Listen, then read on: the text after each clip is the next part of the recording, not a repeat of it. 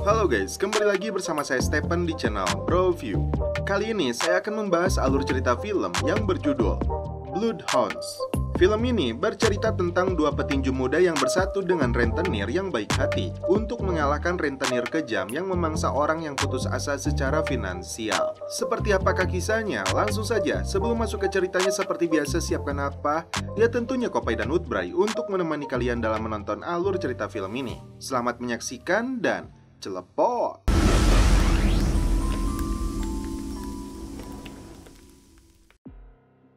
Tahun 2020, saat wabah Covid melanda dunia. Di awal film, ditampilkan tokoh utama dalam film ini bernama Kim Gun-woo yang semangat berlatih tinju. Setelah beres latihan, dia menunggu bis di halte. Saat akan naik ke bis, ada seorang pria yang mabuk. Si supir bis melarangnya masuk karena tidak menggunakan masker. Kemudian dia marah lalu akan menghajar si supir. Beruntung, Gun-woo datang menariknya keluar. Karena tidak terima, dia langsung memukul. Namun Gun-woo yang seorang petinju bisa menangkis pukulannya. Masuk ke bis, Gun-woo diberi tepuk tangan oleh penumpang lainnya. Sesampainya di rumah, Gun-woo tidak sengaja mendengar ibunya yang mempunyai hutang.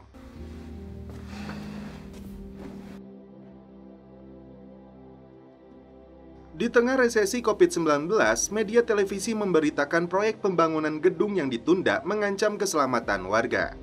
Perusahaan konstruksi mengalami kebangkrutan dan gedung ini terbengkalai selama 4 bulan. Pengusaha bernama Hong Min Bum sebagai perusahaan kontraktor menjelaskan bahwa sedang mengalami resesi akibat dari COVID.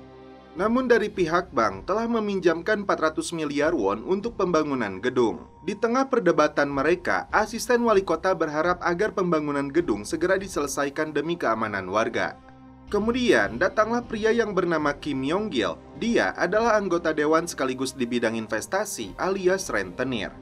Kim Yong-gil mengenali Hong Min Bum. Dia adalah putra dari direktur Hong Woo-geun. Lalu, dia menceritakan bahwa grup Lil yang berdiri selama 50 tahun hampir bangkrut. Saat itu, ayahnya datang meminta bantuan direktur bank sambil berlutut, dan dia meminta perusahaannya diselamatkan. Rupanya di rapat itu sedang membahas perbedaan nominal 100 miliar won di antara kedua pihak. Kim Yong-gil ikut berinvestasi sebesar 100 miliar won. Kemudian dia meminta 3 syarat. Pertama, dia minta dibuatkan kasino di lantai atas. Kedua, membantu menyediakan bar kecil di basement. Dan ketiga, apabila COVID muncul kembali, dia berharap hotel dibuka gratis sebagai tempat karantina. Jika mereka setuju, dia siap untuk menginvestasikan uangnya 100 miliar won. Keesokan harinya, diselenggarakan turnamen pemula nasional KBFC tahun 2022. Namun akibat pandemi ini harus diadakan tanpa penonton. Woo Jin dengan celana merah melawan Jung Hoon dengan celana biru. Dengan serangan yang mulus, Hong Woo Jin menumbangkan lawan. Selanjutnya, Gun-woo melawan Rae Hyun. Dengan pukulan ke inti saraf yang sangat akurat, membuat lawan pun langsung KO. Selanjutnya, Hong Woo Jin bertarung. Dia pun menang kembali dan memasuki babak final. Di pertandingan selanjutnya, Gun-woo melawan Lee Yong-gyu. Karena melakukan gaya infighter, Gun-woo dalam jarak dekat akhirnya dengan satu pukulan saja bisa menumbangkan lawan.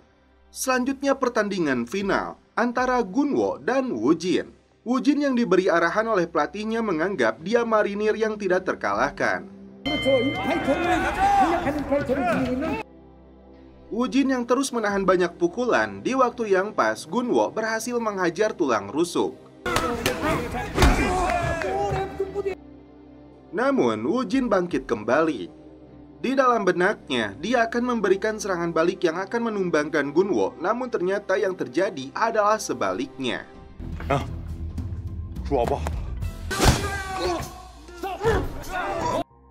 Woo Jin terkena 2 kali pukulan yang dilepaskan Gun-woo hingga dia memenangkan pertandingan. Setelah selesai pertandingan, Woo Jin merasa menodai kehormatan marinir.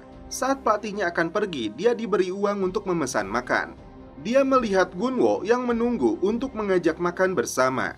Meskipun Gun-woo jadi juara, dia tetap rendah hati mentraktirnya makan. Dari pertandingan itu, Gun-woo mendapat hadiah 1 juta won. Dia hanya akan memakai uang 50.000 won saja untuk makan. Kemudian, Woo Jin ikut patungan 10.000 won. Rupanya, Gun-woo memulai tinju sekitar 3 tahun lalu setelah wajib militer. Ternyata mereka berdua sama-sama marinir. Kim Gun-wo angkatan 1207 dan Hong Woo-jin angkatan 1216. Saat mereka pulang dan menunggu di halte bis, dia melihat kartu pinjaman spesial COVID-19. Dia menceritakan semua orang terdesak untuk membayar sewa, jadi lintah darat dengan santai menghabiskan uang mereka. Ternyata ibunya Gun-wo juga sedang kesulitan karena biaya sewa kafe. Bahkan pendapatan kafe tidak sampai seperempat dari penghasilannya. Gun-wo pergi ke kafe ibunya memberikan uang untuk membayar sewa tokonya. Saat mereka menutup toko lalu pulang berjalan kaki, Gun-wo melihat mobil mewah yang terparkir. Ternyata itu adalah Kim Myung-gil yang bertemu dengan marketing untuk mengarahkan penyewa ke perusahaannya. Namun Pak Seo terus mendesak Kim Myung-gil untuk segera mengusir penyewa toko yang tidak bisa bayar. Keesokan harinya, Kim Jun-min dan manajer lainnya beredar untuk menawarkan pinjaman kepada pemilik toko. Menggunakan suku bunga yang ditawarkan 5% dibandingkan bank yang menawarkan 7%. 3 pemilik toko menyetujui pinjaman kepada perusahaan Smile Capital. Gun-wo pergi ke sasana tinju. Dia melihat pintu sasananya ditutup karena di dalam ada satu orang yang positif COVID. Karena gabut, dia menghubungi Woo-jin untuk pergi ke rumahnya. Saat melihat alamat rumah, dia tidak sengaja melihat ada pria yang dikejar. Karena penasaran, Gun-wo pun mengejar mereka. Saat di gang, dia melihat pria yang terkapar di tanah. Lalu dia mengejar pelaku. Melewati gang yang semakin sempit, dia terkena setrum kejut. Rupanya dia hanya ingin membantu pria yang tadi dikejar. Ternyata dia wanita tomboy yang mengancam jangan ikut campur jika tidak tahu masalahnya, lalu pergi meninggalkan Kim Gun-wo. Terlihat di kawasan pasar antik ada seorang wanita yang datang ke toko buku. Rupanya wanita itu memberikan uang yang dia pinjam kepada presiden yang bernama Choi Tae-ho. Lalu datanglah wanita yang tadi mengancam Gun-wo ke tempat Choi Tae-ho. Ternyata dia menagih pria gendut tadi karena dia tidak punya uang, jadi dia merampas jam tangan. Rupanya si wanita tomboy ini adalah cucu Choi Tae-ho yang bernama Hyun-ju. Karena melihat tangan cucunya yang terluka, Choi Tae-ho mencari orang dari militer dengan kriteria orang baik dan mengerti tentang bisnis pinjaman. Setelah bertemu dengan Woo-jin, Gun-wo mengidolakan Manny Pacquiao yang pantang menyerah agar semua orang bisa menggapai mimpi. Lalu mereka makan mie di loteng apartemennya. Ternyata dampak dari pandemi mereka kehilangan pekerjaan dan Kim Gun-wo menawarkan untuk menjadi kurir. Di malam harinya, Kim Myung-gil mengadakan pesta. Kemudian, pria yang menggunakan bucket hat yang berbadan busekal bernama Kang In-bum melakukan aksi memecahkan semangka dengan satu pukulan. Saat itu, wali kota menelepon asistennya bernama Park. Ternyata, wali kota menyetujui permintaan bos rentenir ini untuk permintaan kasinonya. Saat itu juga, Kim Myung-gil memberikan hadiah emas 3,7 kilo sebagai gratifikasi untuk kerjasama mereka. Kemudian, mereka berencana untuk menghancurkan gedung Pak Seo. Untuk itu, mereka akan membawa 15 anak buah untuk mengintimidasi pemilik toko. Di malam harinya, dengan 2 mobil, Kim Jun-min memasuki toko ibunya Kim Gun-wo. Dia menagih biaya perpanjangan 10% dari pokok pinjaman. Yoon So-yoon yang merasa terancam berniat akan memanggil polisi. Dia pun menelepon Kim Gun-wo dan menyuruhnya datang ke toko. Tak lama kemudian, komplotan rentenir ini memecahkan kaca dan mengobrak-ngabrik kafenya. Gun-wo yang terkejut mendengar keributan, akhirnya dia berlari dengan cepat. Setibanya di kafe, dia melihat ibunya sedang dipukuli. Gun-wo langsung beraksi untuk menghajar mereka semua.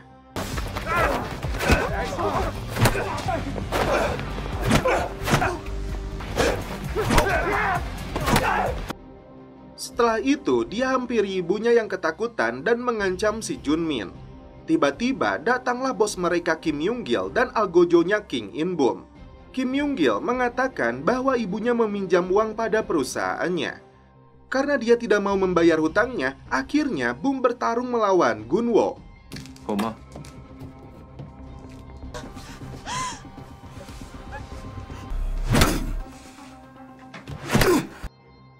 Gun-wo sangat kewalahan menghadapi Herculesnya rentenir ini. Sampai pada akhirnya Gunwo lemah tidak berdaya. Kim Yung-gil lalu mengeluarkan pisau di kakinya. Dia pun menggoreskan pisau itu ke pipi Gunwo. Dan setelah itu film pun berlanjut ke episode 2. Gunwo dilarikan ke IGD untuk menjalani perawatan. Dengan penuh kekhawatiran, sang ibu menunggu Gunwo yang mengalami luka cukup parah. Setelah selesai dijahit pipinya, ibunya meminta maaf atas kejadian yang menimpa Kim Gunwo. Kemudian, dokter merekomendasikan Gunwo untuk melakukan operasi demi menutupi bekas luka. Tetapi, Gunwo menolak untuk melakukan operasi tersebut karena biayanya yang mahal. 아니요, 괜찮아요. 감사합니다. Temannya ini penasaran ingin melihat bekas luka jahitannya. Ternyata Gunwo mendapat 30 jahitan. Woo-jin menyarankan untuk melapor ke polisi. Tetapi Gunwo teringat ancaman Kim Yung-gil jika melapor polisi, ibunya akan dibunuh. Woo-jin menjelaskan ibunya Gunwo meminjam 50 juta, tapi bunganya saja 5 juta. Mereka sengaja menulisnya kecil agar tidak terbaca. Woo-jin menyarankan untuk segera membayar secepatnya, tetapi Gunwo tidak punya uang. Kemudian Woo-jin mentraktir makan. Saat menunggu masakan datang, Woo-jin menelepon temannya. Gunwo pun mengabari ibunya yang telah melihat kontrak bahwa mereka itu adalah penipu profesional, maka wajar jika ibunya tertipu. Gunwo tidak sengaja mendengar percakapan Woo-jin yang berusaha untuk mencari pinjaman dengan bunga rendah untuk membantu dirinya. Woo-jin mendapat pesan untuk datang ke kantor temannya. Sesampainya di sana, temannya bertanya bagaimana bisa dia terlibat hutang. Temannya menjelaskan bahwa Smile Capital merupakan perusahaan besar. Tanpa basa-basi, dia memberi uang pinjaman sebesar 100 juta dengan bunga rendah per tahunnya. Tetapi sebagai gantinya, mereka harus bekerja menjadi debt collector selama 1 tahun. Gunwo pun akhirnya mengajak Woo-jin pergi. Ternyata pekerjaan itu mengharuskan untuk memukuli orang. Seo mengingatkan jika tidak melunasi hutangnya kepada Smile Capital, Kim Gunwo bisa mati.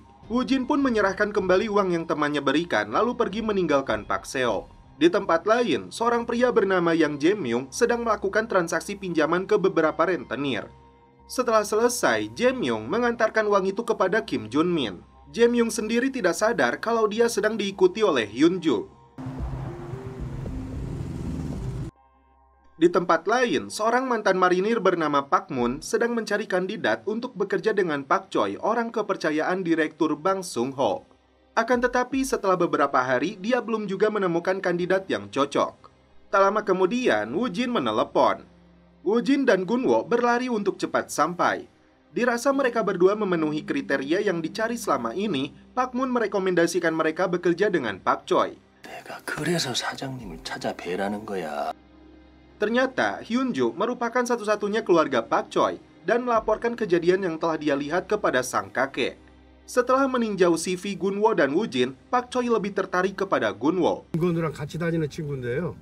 흥신소에 일단 건우란 친구만 볼게요.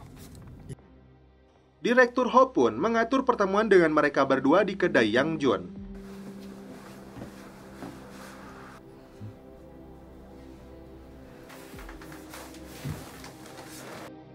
Di sana, Pak Choi menjelaskan bahwa Gunwo akan bekerja menjadi pengawal Hyun-ju yang baru belajar bisnis pinjaman uang.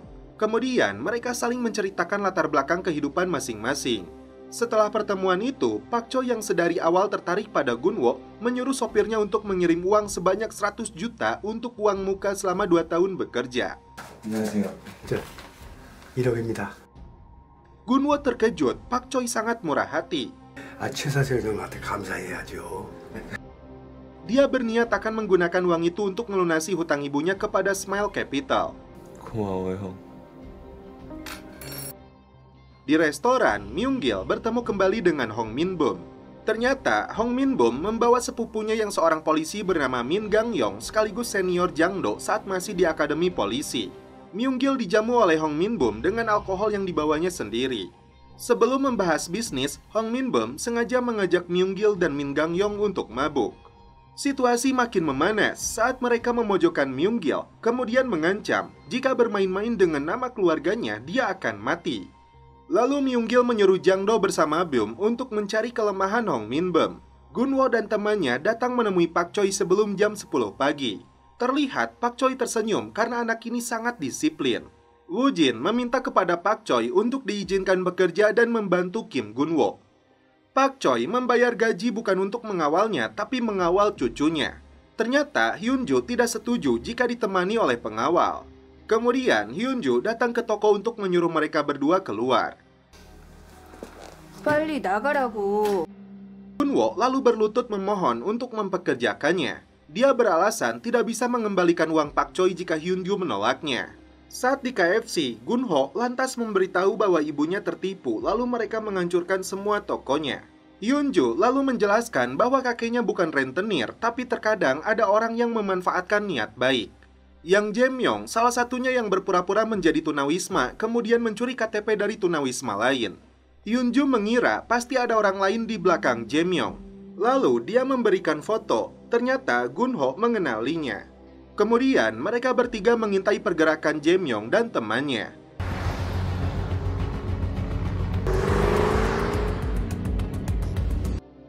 Selanjutnya, Gunwo dan Woojin memakai topi lalu mengikuti kegiatan mereka.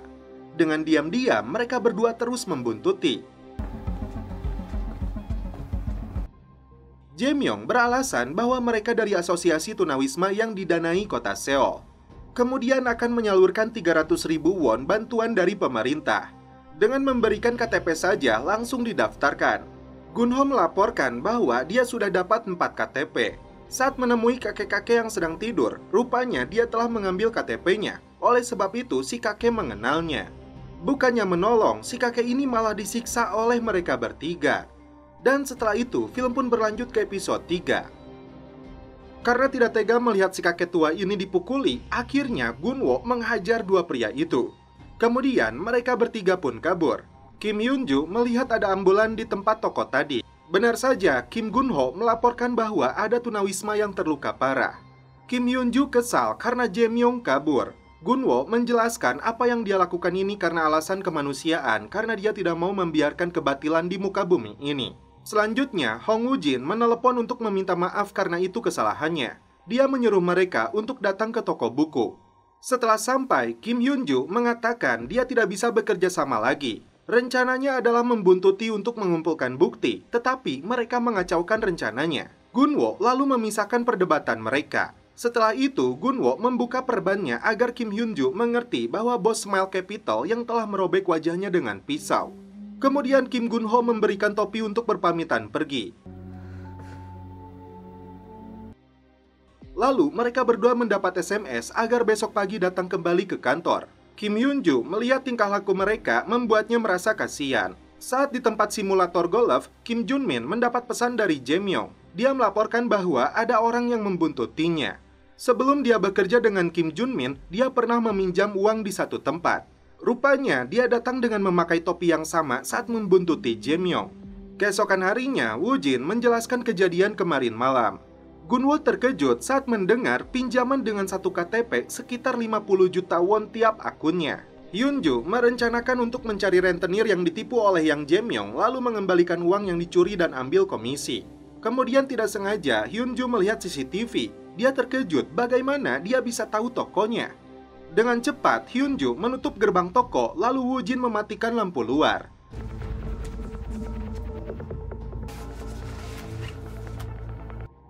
Hyunju lalu mengecek bagian dalam toko. Setelah itu, menyuruh Jae-myung menendang gerbang toko lain. Saat menendang gerbang toko buku, rupanya butuh alat berat untuk menghancurkannya. Junmin mengira ini tempat berangkas. Kemudian dia melihat CCTV lalu pergi dari sana. Gunwo mengingat dia mengikuti Hyunju saat mengejar Jae-myung. Ternyata saat itu mereka memakai topi yang sama, mungkin dia mengetahuinya. Lalu Pak Choi ke toko buku menanyakan mobil putih yang datang. Gunwo lalu meminta maaf atas kesalahannya. Hyunju mengatakan dia membuntuti Jae-myung. Pak Choi yang kecewa atas kelakuan cucunya itu membuat Hyunju menyuruh Gunwo membuka perban di wajahnya. Pak Choi yang melihat wajahnya Gunwo, dia mengetahui bahwa pelakunya adalah bos Smile Capital. Gunwo mengatakan dia mempunyai goresan di pipi kanannya. Mendengar pengakuannya, Pak Choi dan supirnya terkejut seperti teringat dengan seseorang. Saat mereka bertiga meninggalkan toko, Pak Choi lantas mencari informasi apakah Kim Yong-gil adalah orang yang mereka kira. Sementara itu, Hyunju mentraktir mereka berdua makan. Setelah sampai di sana, sambil menunggu panggangan panas, Yunju menceritakan saat dia menderita kanker tulang belakang saat umur 8 tahun, kemudian sembuh 2 tahun kemudian. Lalu ayahnya meninggal. Di saat 17 tahun, dia ke panti asuhan yang didirikan Pak Choi yang sudah dianggap sebagai kakeknya sendiri. Dia membangun panti asuhan untuk melakukan kebaikan. Yunju mempelajari segala hal. Kakeknya pernah bilang, buka lebar hatimu untuk melihat dalamnya pribadi seseorang. Jika terlalu dalam, dia akan membalasmu kesungguhan dengan kebaikan. Di sisi lain, Hong Min-beom menelepon asistennya. Kemudian, Kim Yung-gil melihat pembangunan gedung dari kejauhan. Dia merencanakan untuk menghancurkan manajemen hotel sehingga dia bisa memiliki utuh hotel tersebut. Min-beom memasuki tempat cuci mobil langganannya. Terlihat seorang pria mengabari bahwa mobil sudah masuk. Hong Min-beom curiga karena ada yang aneh. Kemudian, 7 orang masuk ke tempat cuci mobil. Hong Min-beom lalu dikeroyok hingga babak belur tidak berdaya. Selanjutnya, Jang Do bersama Beom datang. Karena waktu itu, Hong Min-beom merasa jadi bang jago dan tidak seharusnya bersikap lancang kepada Kim Yung-gil. 형이 한 가지 가르쳐줄게. Lantas, Jang Do merekam video untuk melepas semua pakaian Hong Min-beom. Myung-gil yang saat itu sedang latihan UFC mendapat kiriman video dari Jang Do. Di scene lain, Pak Choi menerima telepon dari supirnya bahwa benar Kim Yung-gil yang dia kenal ternyata direktur Smile Capital. Pak Choi mengingat 20 tahun ke belakang. Di saat itu, dia mengalami masa sulit kemudian harus menutup perusahaan.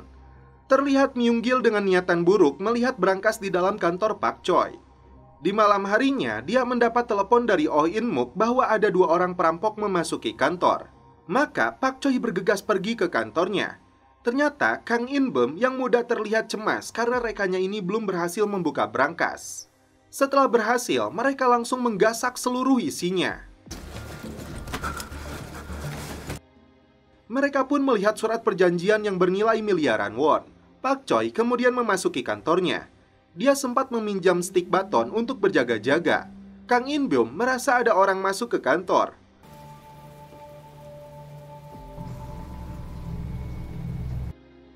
Pak Choi langsung menghajar Kang In-beom hingga babak belur. Saat menghajar dan menginterogasi si spesialis brankas, tiba-tiba datanglah pria yang membawa pisau.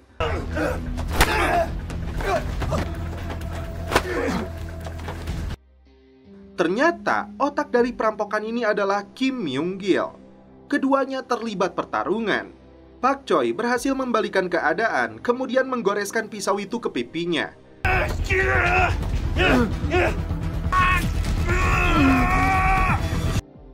Tapi Kang In-beom kembali bangkit dan melempar Pak Choi keluar gedung. Kemudian Kim Yung-gil menyuruh untuk mengambil semua uang di brankas dan turun lebih dulu. Saat akan pergi, Kang In-beom terkejut tubuh Pak Choi yang dia lempar sudah tidak ada. Myung-gil kemudian membakar kantor untuk menghilangkan jejak.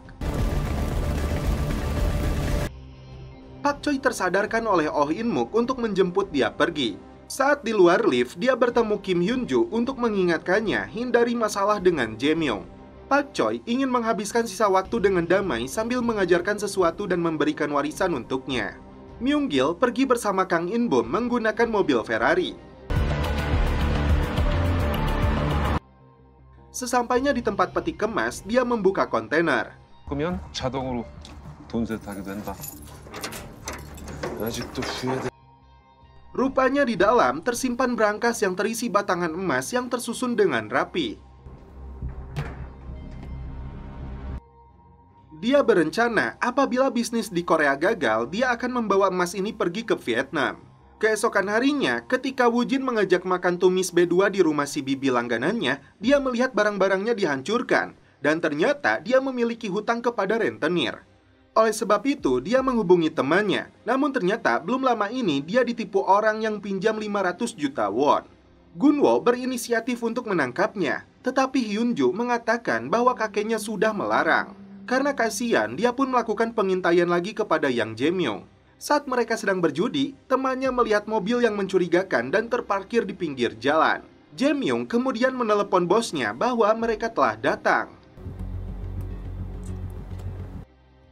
Setelah menunggu 2 jam, akhirnya mereka keluar. Lalu mereka bertiga membuntuti Jae-myung.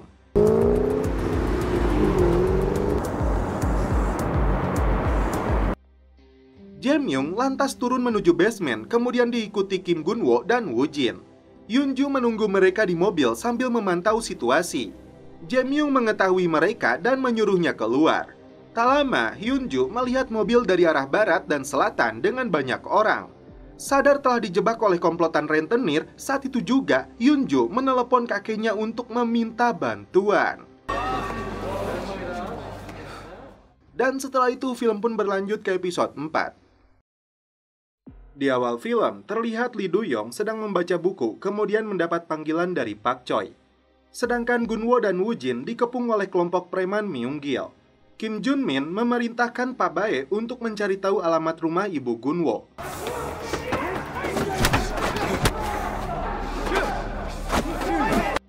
Pertarungan berlangsung dengan sangat epik.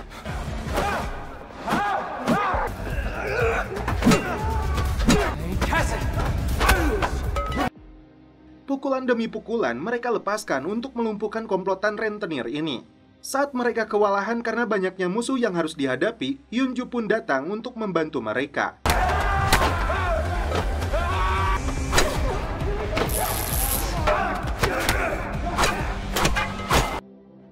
Setelah menghabisi para preman, mereka lalu pergi meninggalkan tempat itu.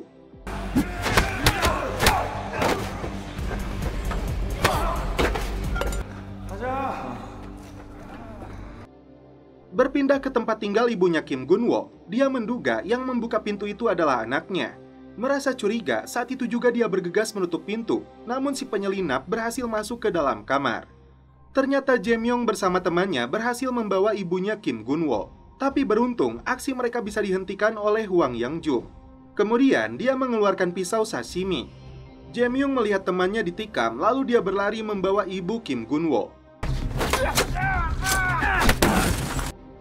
Karena sudah kelelahan membawanya, Jae-myung meninggalkan ibu Gun-wo di pinggir jalan. Ketika sudah tertangkap, Hwang Yang-jung melukai tendon kakinya.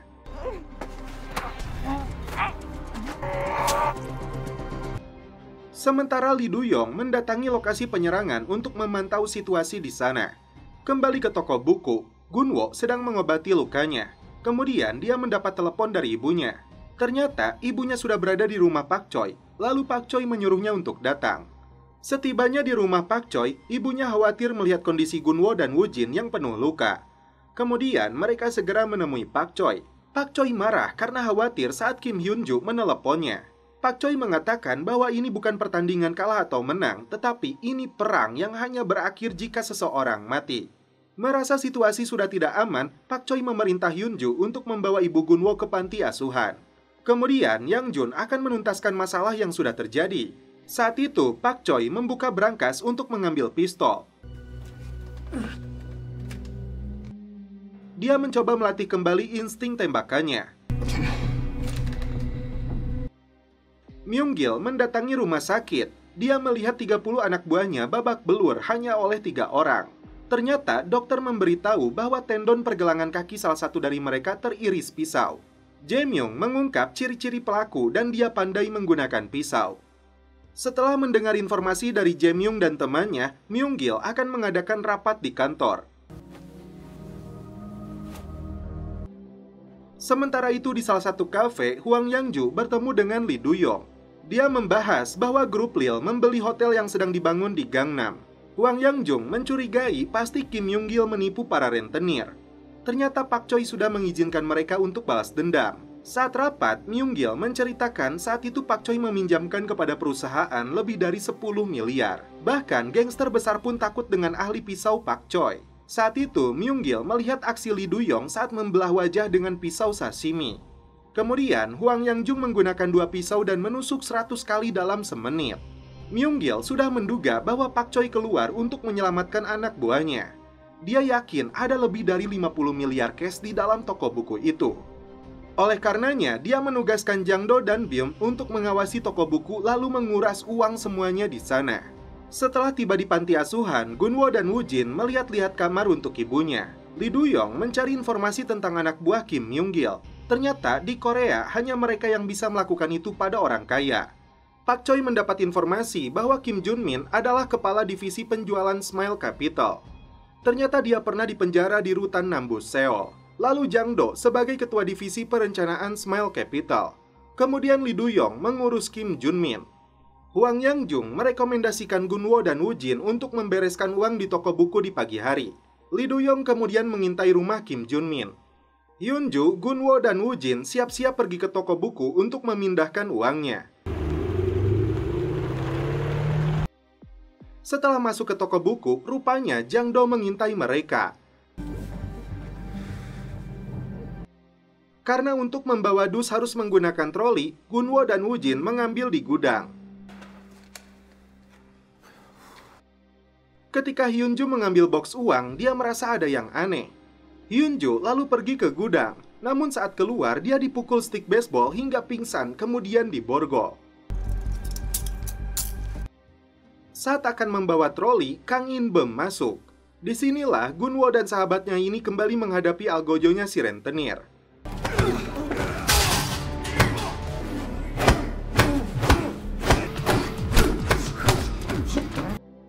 Hyun-ju menggigit pantat Jang-do agar dia bisa melarikan diri. Dengan keahlian menggunakan stik baton, Kim Hyun-ju bisa melumpuhkan Jang-do. Setelah itu, dia memborgolnya ke pipa.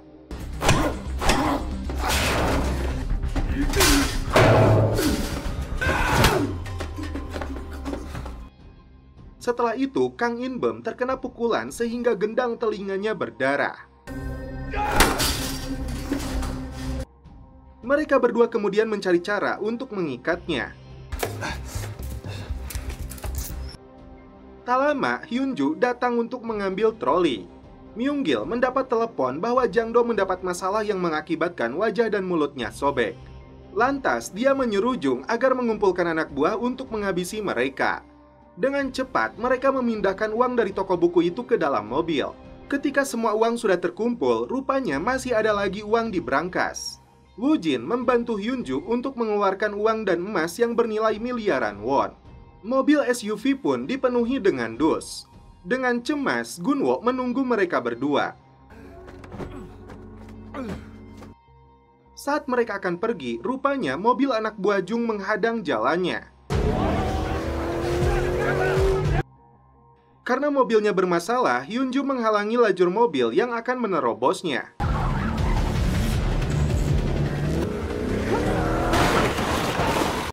Namun tiba-tiba mobil Hyun-ju mati mendadak.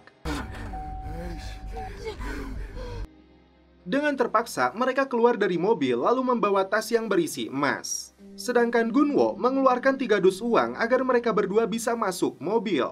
Dan setelah itu, film pun berlanjut ke episode 5.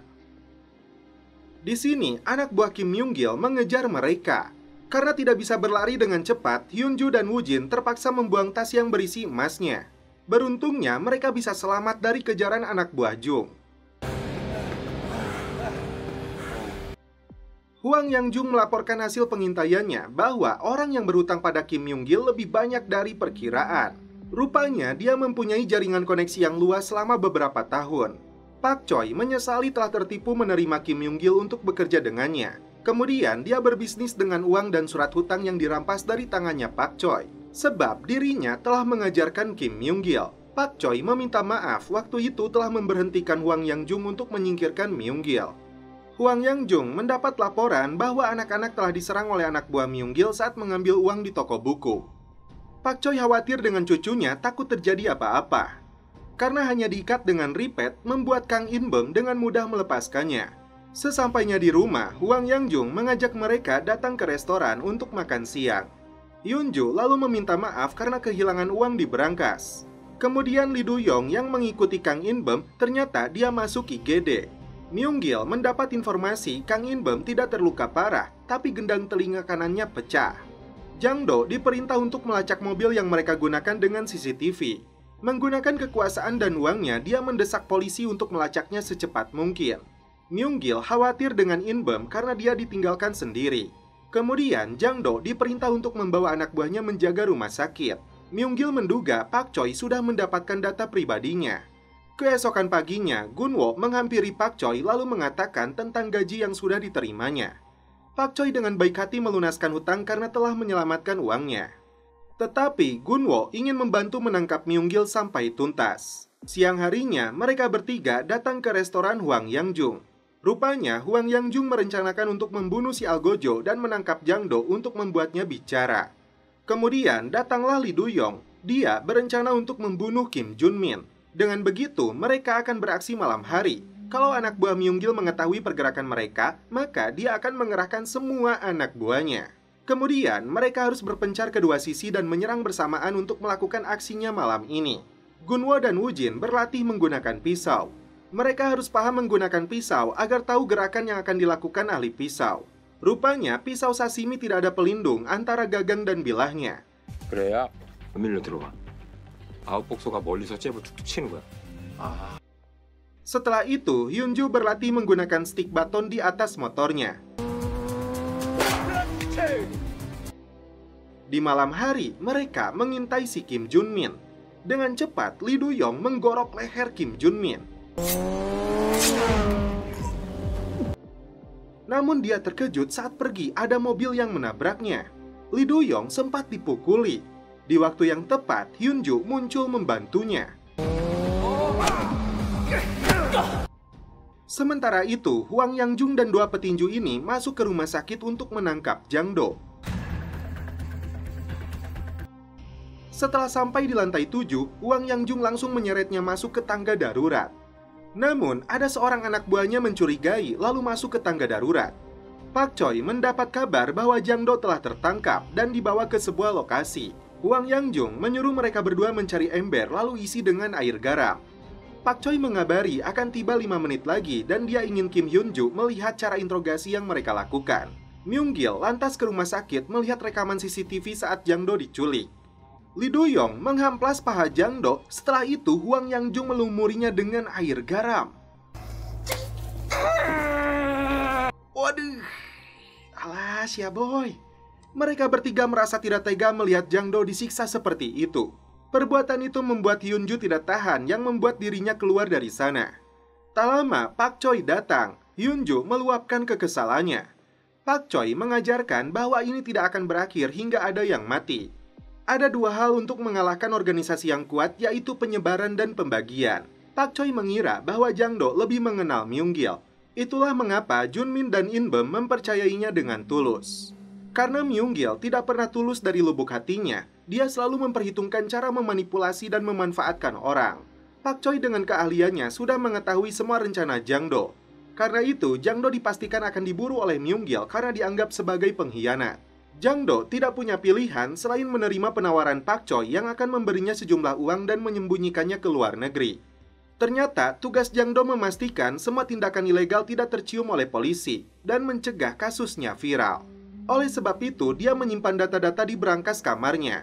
Jika terjadi masalah, brankas itu bisa membakar semua isinya menggunakan kendali di handphone. Setahu dia, ada 30 orang preman yang dipimpin oleh Jung. Kemudian, Pak Choi mengirim Jang Do ke rumah sakit di Incheon. Kemudian Lee Do-yong membawa HP-nya. Pak Choi lantas menanyakan di mana tempat Myung-gil menyimpan emasnya. Jang Do mengaku tidak mengetahuinya, karena hanya In-beom saja yang mengetahui tempat tersebut. Dan setelah itu, film pun berlanjut ke episode 6. Direktur Hong Min-beom mengabari sepupunya yang seorang polisi bernama Min Gang-yong karena ketakutan. Kemudian, Kim Myung-gil datang, tetapi Myung-gil langsung merampas HP milik Hong Min-beom. Myung-gil mengatakan bahwa hari ini kantor polisi akan menerima laporan pria bermotor kabur setelah menggorok leher seseorang dari parkiran apartemen. Kemudian cari tahu kemana pria bermotor itu pergi. Jika dalam 5 jam tidak menemukan informasi apapun, maka akan ada pertunjukan Hong Min-beom bugil yang tersebar. Lee Do-yong menjelaskan bahwa penjudi dan pecandu narkoboy sering meminjam uang kepada rentenir. Rupanya, Myung-gil ingin menggabungkan kasino dan peminjaman uang. Maka, makin banyak orang ke kasino, makin banyak juga yang meminjam uang. Kemudian, jika sudah dapat cukup uang, Myung-gil akan berhutang dan membeli gedung. Intinya, Myung-gil akan terus menjalankan kasinonya untuk membayar hutang. Dan Smile Capital akan lebih memeras orang. Kemudian di Sasana AFC, Kim Myung-gil mempersiapkan untuk berlatih menggunakan berbagai macam senjata. Ternyata Min Gang-yong mengikuti pergerakan Myung-gil. Merasa ketakutan, Hong Min-beom memohon untuk cepat menemukan pengendara bermotor. Selanjutnya, Pak Choi menceritakan 20 tahun lalu saat ayah Kim Hyun-ju meninggal. Dia tidak tega ketika melihat Hyun-ju saat masih kecil. Dia terbangun lalu mendengar bahwa Pak Choi adalah teman ayahnya.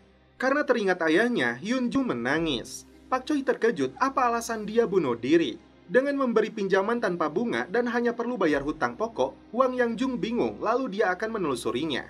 Setelah itu, dia tidak sengaja menemui seorang wanita untuk mencari informasi Cha Sang-ho.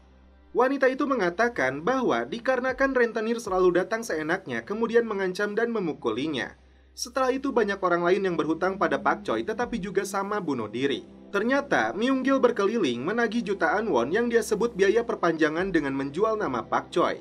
Saat waktu 15 menit lagi habis, ternyata Min Gang-yong menemukan pengendara bermotor itu sekaligus. Kemudian dia memberikan alamatnya kepada Myung-gil. Setelah itu, dia mengerahkan anak buahnya untuk pergi menuju alamat yang didapat. Ternyata lokasi itu adalah rumah Lee Do-yong. Lalu anak buahnya mulai berpencar. Kemudian Myung-gil menemukan tempat interogasi. Tampaknya Pak Choi menggunakan anak buahnya untuk diinterogasi. Selanjutnya, anak buah Jung menemukan alamat rumah Lee Do-yong. Lalu mereka semua mendatangi rumah itu. Lee Do-yong karena masih mabuk, dia tidak menyadari kedatangan musuh. Istrinya mendengar ketukan pintu lalu menghampirinya. Jung beralasan bahwa ada air yang rembes di plafon kamarnya dan meminta untuk periksa kamar mandi. Saat akan membuka pintu, Lee Do-yong terbangun kemudian melihat pintu. Dia membawa istrinya masuk ke kamar untuk menelepon polisi dan laporkan perampokan. Apapun yang terjadi, jangan sampai membuka pintu. Anak buah Jung lalu membongkar pagar tralis. Dengan cepat, Lee Do-yong menahan pintu agar tidak terbuka. Namun kaca jendela sudah terbongkar.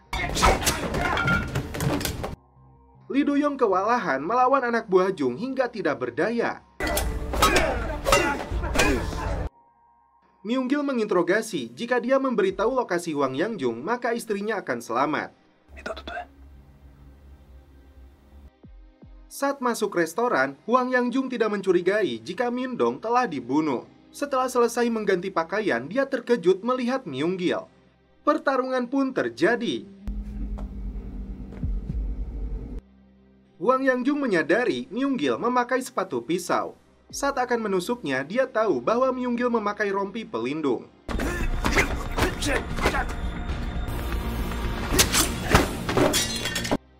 Kemudian, Hwang Yang-jung mengeluarkan pedang sashimi. Namun akhirnya, Hwang Yang-jung mati di tangan Myung-gil.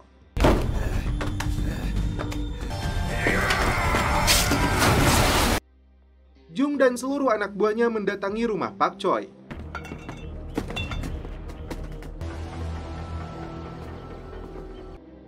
Woo Jin yang sedang sarapan mencurigai ada yang aneh, kemudian memberitahu Pak Choi. Dengan terburu-buru, Pak Choi menyiapkan pistol. Karena banyak musuh, Woo Jin dibuat tidak berdaya.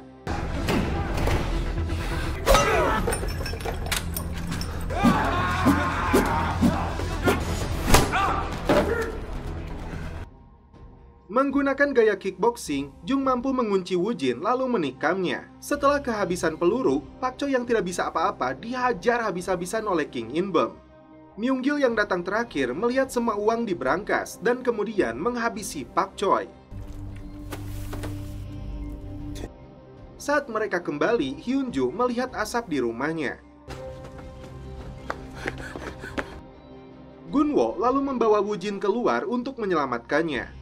Hyun-ju menemukan kakinya berlumuran darah. Gunwo menyadari bahwa Pak Choi telah mati, kemudian membawa Hyun-ju keluar. Woo Jin segera dilarikan ke rumah sakit untuk segera dilakukan operasi. Karena kekurangan darah, akhirnya Gunwo mendonorkan darahnya. Lantas, apakah Woo Jin akan selamat? Dan setelah itu, film pun berlanjut ke episode 7. Saat menunggu Woo Jin dioperasi, Hyun-ju meratapi kepergian kakeknya. Setelah Gunwo selesai mendonorkan darah, dia mencari Hyun-ju. Ternyata Hyun-ju tidak menjawab telepon dari Gunwo. Lalu dia pergi meninggalkan rumah sakit. Dokter kemudian menghampiri Gunwo dan alhamdulillah operasinya berjalan dengan baik. 1 tahun kemudian, kondisi Woojin sudah pulih total. Mereka berdua seperti biasanya lari pagi.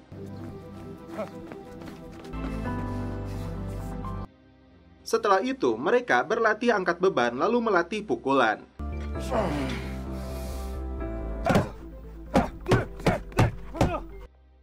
Pak Oh In-muk memperhatikan mereka berdua penuh semangat.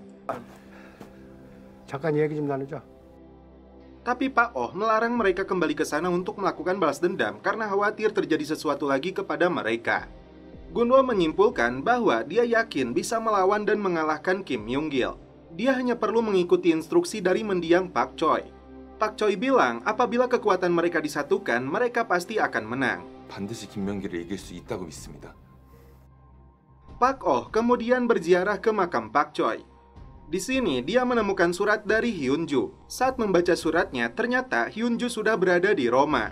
Rupanya dia terus memikirkan kakeknya jika berada di Korea. Hyunju merasa lebih baik jika pergi jauh. Saat Gunwo dan Woojin sedang melatih fisik, Pak Oh In-muk memanggilnya. Lalu dia mengeluarkan koper berisi uang. Ternyata itu uang darurat terakhir dari warisan Pak Choi. Pak Oh lantas meminta maaf karena rasa khawatir telah melarang mereka. Kemudian Gunwo dan Woojin berangkat menuju Seoul. Setibanya di sana, mereka pergi ke apartemen. Setelah masuk, dia bertemu dengan Oh Da-min. Lalu dia memberikan kunci kamar dan kunci mobil sewaan yang diminta kakek. Ternyata Oh Da-min adalah cucunya Pak Oh In-muk. Sepertinya Pak Oh In-muk terpaksa meminjamkan kamarnya untuk mereka berdua. Setelah beres mandi, tak sengaja Gunwo melihat Oh Da-min yang ternyata merupakan atlet panahan. Kemudian mereka menyusun strategi. Langkah pertama adalah menangkap Jae Myung untuk mengumpulkan informasi.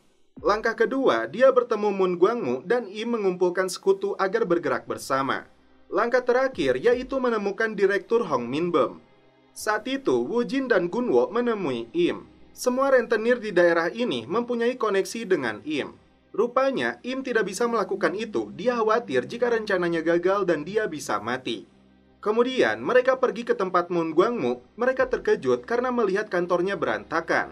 Moon Gwang-mu menceritakan beberapa hari lalu datang sekelompok preman dan merampas semua barang berharga.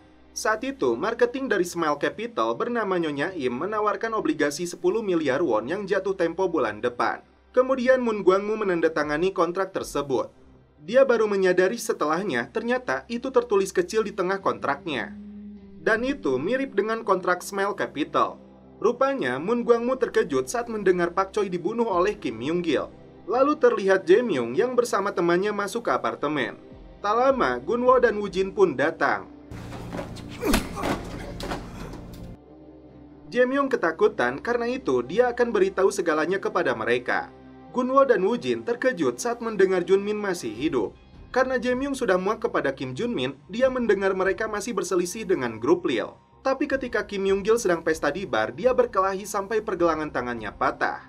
Sementara itu, Myung-gil telah menemukan pengganti Jang Do. Jae Myung juga berharap Smile Capital hancur. Setelah itu, dia mencari Hong Min-beom di Instagram.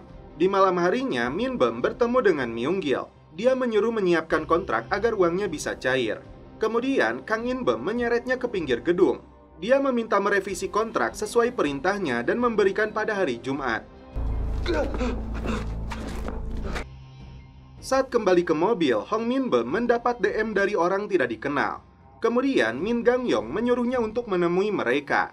Saat itu mereka berdua bertemu di bar. Agar enak untuk mengobrol, Hong Min-beom mengajak mereka untuk minum. Woojin menolaknya karena anak buah Myung-gil telah menikamnya. Woojin lalu menunjukkan bekas lukanya.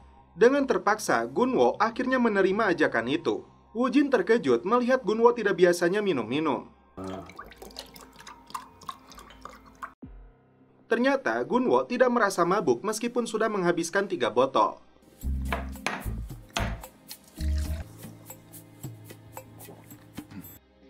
Di saat yang lain sudah mabuk, Gunwo mendengar curhatan Direktur Hong Min-beom.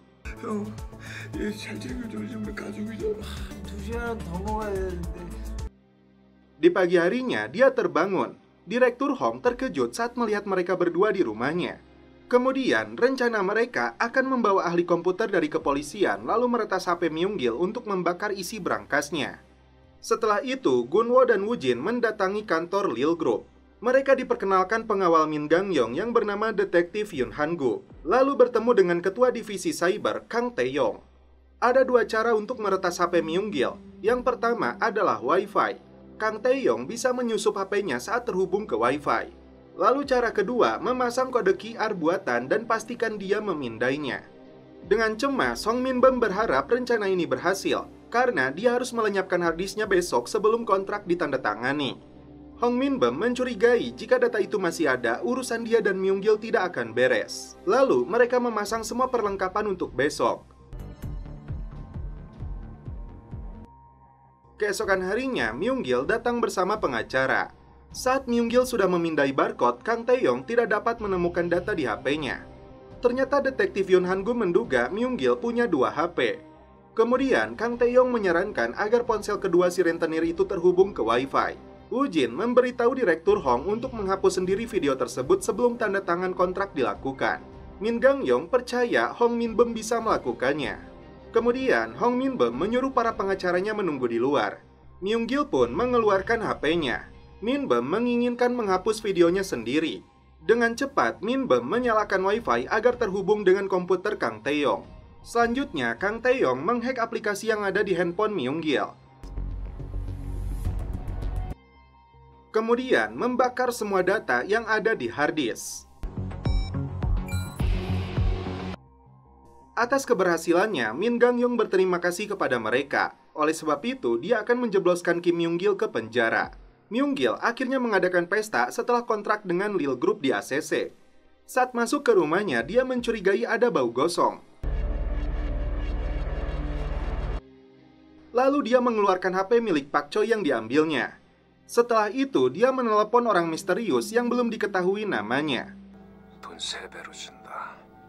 Siapakah orang tersebut? Film pun berlanjut ke episode terakhir. Ternyata, orang tersebut bekerja di kepolisian divisi investigasi kriminal unit 1 bernama Jaemin.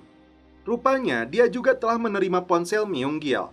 Saat Min Gang-yong datang, dengan cepat dia menyembunyikan ponsel tersebut. Terungkap bahwa dia adalah anak buah Min Gang-yong. Dia memberikan informasi bahwa telah menerima daftar korban Kim Myung-gil. Oleh sebab itu, Myung-gil mencari Oh In-muk dengan melacak penggunaan kartu kreditnya. Sementara itu, Jung bersama anak buahnya mencari alamat Pak Oh In-muk. Dia mendatangi toko swalayan dengan menanyai pemilik toko tentang keberadaan Oh In-muk. Saat ke toko beras, pemilik toko memberitahu alamat In-muk. Gunwo dan Woo-jin sedang menunggu Jae-myung untuk memberikan data Kang In-bum. Kemudian, Gunwo memberikan uang 10.000 won. Setelah melihat data diri Kang In-bum, mereka kembali ke apartemen. Tak lama kemudian, Oh Da-min datang. Saat itu, Gunwo mendapat telepon dari Kang In-bum. Oh Da-min lalu melihat foto kakeknya yang dijadikan Sandra. Mereka disuruh datang ke mall di Incheon. Namun mereka dilarang melapor ke polisi. Woo-jin mengabari Gwang-mu bahwa Oh In-muk telah diculik.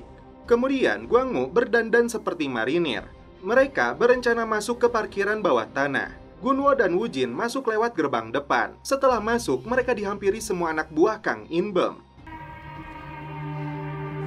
기사님 어디서?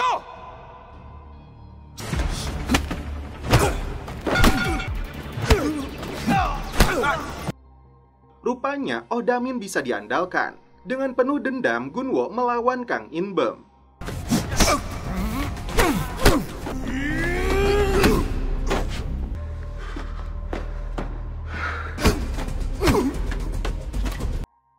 Saat Gwang-mu berhasil dikunci oleh Jung, beruntung Woo-jin datang membantu.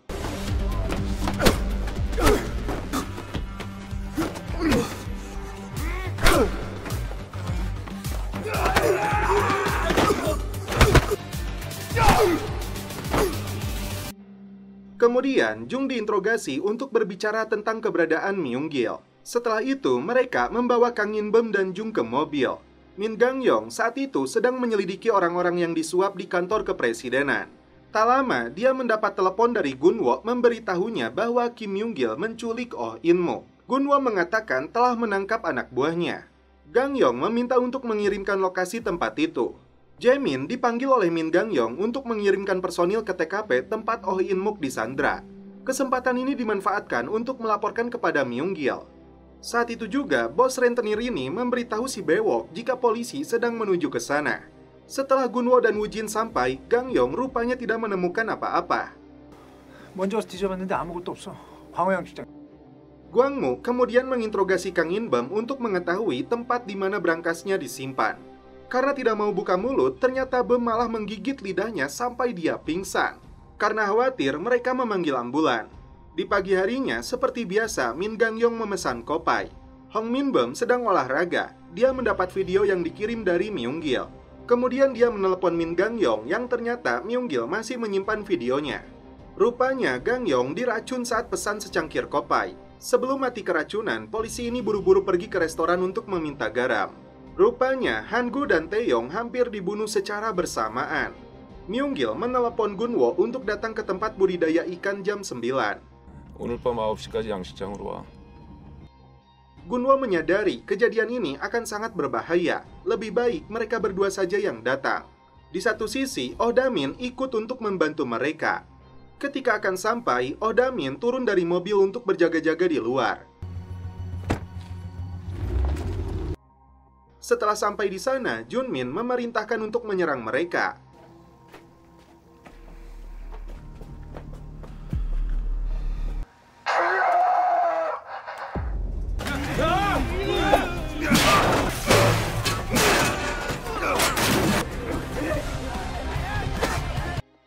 Karena anak buah Jumin tidak bisa menghabisi mereka berdua, akhirnya Myung Gil yang turun tangan. Myung Gil lalu menodong Oh In Muk. Dengan waktu yang tepat, Oh Da-min segera membidik tangannya rentenir ini.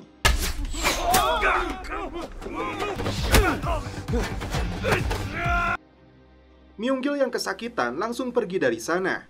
Akhirnya, mereka bertiga berhasil mengalahkan semua anak buah Kim Myung Gil. Lalu, para polisi bergerak cepat menangkap semua antek-antek yang bekerja untuk Kim Myung Gil. Selanjutnya, aparat menggeledah rumah Myung Gil. Direktur Hong mencurigai banyak orang kabur ke Tiongkok dengan kapal kargo. Gunwo berinisiatif untuk mencari tahu keberadaan Jang Do. Rupanya, Jang Do pernah memberitahu cara menyelundupkan barang yang dilakukan Kim Myung Gil. Ternyata, selama 6 bulan, Jang Do tidak memakai nomor handphone. Kemudian, para polisi menemukan nomor rekening bank miliknya. Saat itu, Gunwo dan Woo-jin meminta bantuan Jae-myung. Setelah mengirim sejumlah uang, Gunwo mendapat telepon dari Jang Do. Tapi Jang Do meminta bayaran 1 miliar. Dia mengungkapkan bahwa dalam 4 hari, Myung Gil akan kabur ke luar negeri. Gunwo dan Woo-jin kebingungan untuk mencari uang 1 miliar. Gunwo berinisiatif untuk meminta bantuan Direktur Hong. Setelah bertemu dengannya, Gunwo dengan penuh percaya diri berjanji jika Jang Do kabur, maka dia akan mengejarnya. Jang Do telah mendapat uang 1 miliar dari Gunwo. Saat di pelabuhan peti kemas, Junmin lolos dari pemeriksaan petugas. Lalu dia memasukkan mobil itu ke dalam peti kemas. Gunwo mendapat kabar besok lusa kapal kargo berangkat dari Pohang jam 1 pagi. Kemudian, Jang Do menyuruh mereka untuk naik ke kapal kargo. Jang Do akan mengirim nomor untuk bisa masuk ke kapal. Setibanya di pelabuhan, mereka membawa peralatan untuk menangkap Kim Myung Gil. Setelah berhasil menaiki kapal, mereka dengan cepat mencari nomor peti tersebut.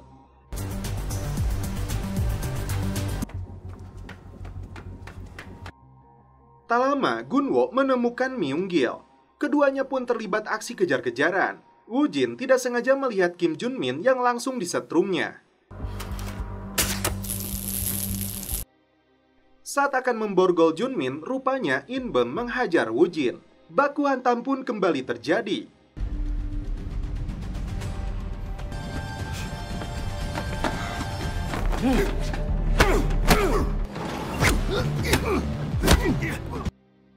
Alhamdulillahnya, setelah pertarungan yang cukup menegangkan, Woo-jin berhasil menghabisi Kang In-bum.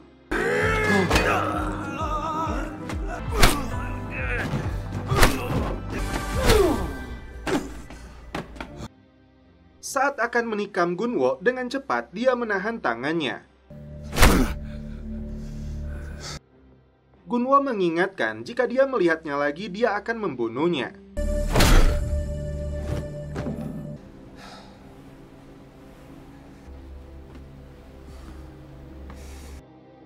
Setelah menyelesaikan ini, mereka berdua akan kembali seperti dahulu. 다시 원래대로 돌아가면 돼. Kemudian, mereka menemukan brankas yang berisi batangan emas. Lalu mengabari Hong Min-beom untuk mengambil HP Kim Yung-gil. Kemudian, dia menjemputnya. Min Gang-yong senang mendapat kabar HP-nya telah ditemukan. Emas batangan itu akan mereka gunakan membantu orang miskin untuk berobat. Gunwo hanya membalas kebaikan Pak Choi dan menepati janjinya. Ternyata di sana ada 168 batang emas dengan total semuanya 84 miliar. Gunwo dan Woo-jin mendapat masing-masing 2 batang emas. Kemudian mereka berdua menemui ibunya Kim Gunwo di panti asuhan. Dan setelah itu film pun berakhir. Oke guys, terima kasih yang sudah menonton sampai episode terakhir ini. Salam percelepotan duniawi, keep enjoy.